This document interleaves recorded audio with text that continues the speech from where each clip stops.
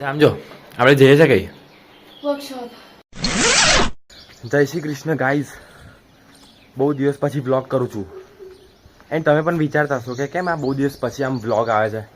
Simple reason એનો એ છે કે મને આજે ઈચ્છા થઈ. ના સાચું મસ્તી નહીં કરતો, મને આજે ઈચ્છા થઈ કે હું આજે વ્લોગ કરું. એટલે કેમેરો લઈને ચાલુ પડી ગયો છું એન્ડ ટેરેસ પર એટલે આવ્યો છું કેમ કે બહુ દિવસ પછી અવાજ ખુલ્લોમાં થોડો વાંધો આવે એટલે થોડું જોરથી બોલાય નહીં, કોઈ સાંભળી ના શકે. આમ તો બધી બહુ કોલેજમાં કે સ્કૂલમાં આમ વેકેશન ચાલુ થઈ ગયા છે, અમારી કોલેજમાં પણ થઈ ગયા છે, પણ મેં વિચાર્યું વેકેશનમાં ઘરે બેસી રહેવું એના કરતાં કંઈક કામ કરીએ. એટલે હું જાઉં છું ઇન્ટર્નશિપ કરવા અમારી જ યુનિવર્સિટીમાં. તો અત્યારે ટાઈમ બહુ ઉપર થઈ ગયો છે તો નીકળીએ.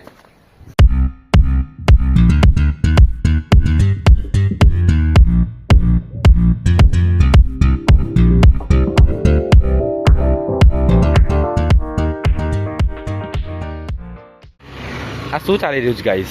આટલો બધો કચરો. અને ના, કચરાનો વાંધો નથી, મને વાંધો છે કે પેલી જે ગાય દેખાય છે ને એ ગાય હમણાં આમાંથી ખાવાનું ખાતી હતી. એને ખાવાનું શું મળે છે આમાંથી? એ કદાચ પ્લાસ્ટિક જ ખાતી હશે. હું એવું નહીં કહેતો કે તમે ગાયને સ્પેશિયલ ખવડાવવા જાઓ, બટ એટલીસ્ટ જે ખાવાનું વેસ્ટ થતું હોય તમારા ઘરમાં એ તમે બહાર જઈને તમારે આજુબાજુ કોઈ પણ ગાય કે કૂતરું કશું બી આવતું હોય એને તમે ખવડાવી શકો. બાકી તમારી ઈચ્છા.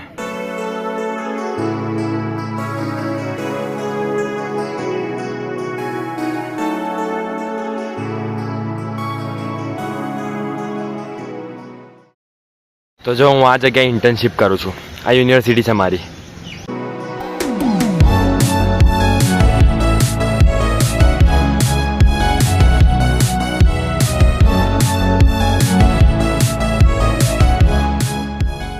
શું થયું? ના, એ એકલું નહીં, આ આખું લબડી પડ્યું છે, આ તૂટી ગયું. આનો શું હાલ કર્યો? આ તો લાગતું નહીં, આ નીકળી ગયું. અને હા, સૌથી મેઇન વાત, સ્ટાર્ટર જ નહીં ચાલતું.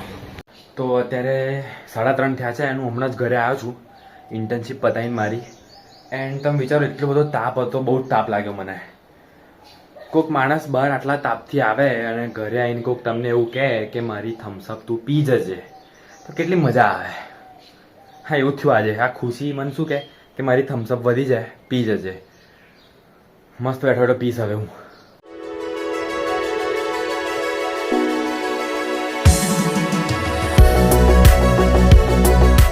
સમજો આપણે જઈએ છે કઈ વર્કશોપ. તો હવે અમે બધા, હું, મમ્મી, ખુશી, પપ્પા બધા જઈએ છીએ. ખાલી એટલું ખબર છે કે એમ લોકો વડોદરા જઈએ છે. અને હા, કદાચ ખુશી કહેતી હતી કે વર્કશોપ છે કોકનું, તો ત્યાં જવાનું છે. ડાન્સનું કંઈક વર્કશોપ છે. હવે એને ખબર છે કોણ છે તે, એને પૂછ્યું હમણાં. તો ખુશી આપણે કઈ છે વર્કશોપમાં જઈએ, બરાબર ને? પણ કોનું વર્કશોપ છે? ડાન્સર છે ને કોક? કોણ છે? કોણ છે તો કે? ધાર્મિક સમાન. કોણ? ધાર્મિક સમાન. જોરથી બોલ, નહીં સંભળાતું. ધાર્મિક સમાન ફેમસ છે?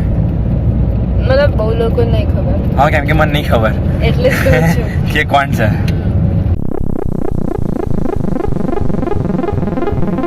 ત્યાં જામ છે, ત્યાં સામે મૂવ સ્ટુડિયો લખ્યું છે ને ત્યાં.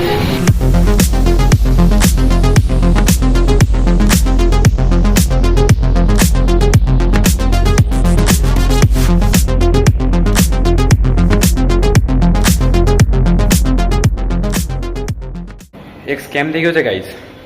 હું અને ખુશી આવ્યા હતા ખુશીના વર્કશોપમાં, એને ત્યાં પાર્ટિસિપેટ કર્યું હતું ડાન્સના વર્કશોપમાં.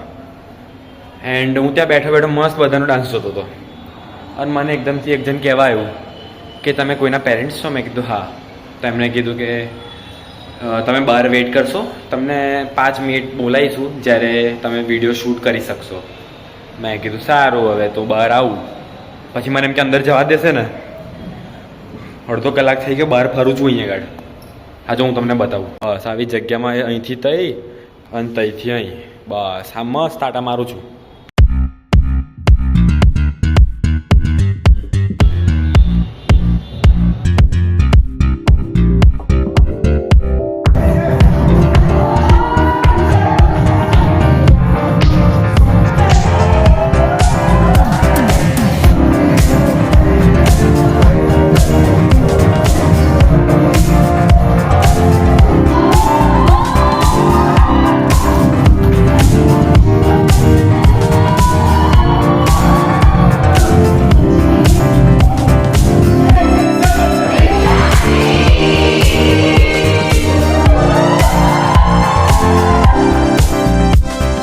તો બસ હમણાં જ આવ્યા છે વર્કશોપ પતાવીને એન્ડ હવે ખુશી કે કેફેમાં ખાવા લાવી છે કેફે નામ મને નહીં ખબર શું છે તો બોલ એમ કહું છું ગોવા કે કુવા કેફે કઈ છે ઓકે આવી રહ્યું કેવું છે સારું છે ને લી મને નહીં ખબર જસ્ટ રિવ્યુ જોઈ રહી છું જો પૈસા વેસ્ટ થયા ને ખુશી નોટ ઇન માય હેન્ડ્સ હાઈ બની જો તારું ચલો જઈએ કુવા કેફે